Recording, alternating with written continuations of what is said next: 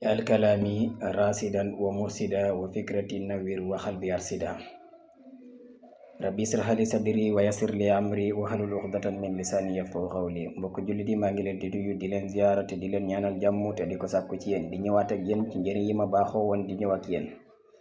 di leen ñaan ngeen partager vidéo yi te abonné tey laal j'aime bi bu fekkente ne liggéey bi neex na leen. yow bi nga xam ne danga am loo bëgg ñu defal la ko ci vidéo mun nga jaar ci commentaire bi. yow mi bëgg a tabbi ci groupe université Asrar bi mun nga jaar ci numéro téléphone bi envoyé ma message whatsapp rek jarul ngay bind ndax boo bindee boo woote itam ci whatsapp bi la ñuy mujjee kon envoyé ma message whatsapp rek ne ma sëriñ man la diw sàngam bëgg a tabbi ci groupe bi incha allah bu dee dangay jàngale wala dangay jàng mun nga faa yegg incha allah ndem soob na borom bi. foofu nag amul fay amul fayeeku def te yàlla tax la incha allah liggéeyal ëllëg la. kon nag yow mi fa bëgg a tab bi mun nga jaar ci numéro bi. mbokk moo doon laajte lan mooy raxas yaram boo xam ne dafa tilim danga tëju munoo am dara loo lijjanti mu të ku la yaakaar nga ne liggéey moo la jàpp sa yaram day diis lépp loo am yaakaar mu tas bindal baatu la yastaxlifannahum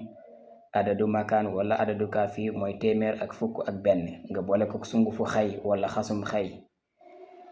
baxal ko ba mu baax su boobaa nga wàccee ko jël sunguf bi sotti ci sangoo ko benn yoon guddi incha allah ndem soob na borom bi sa yaram boobu diisoon dina woyof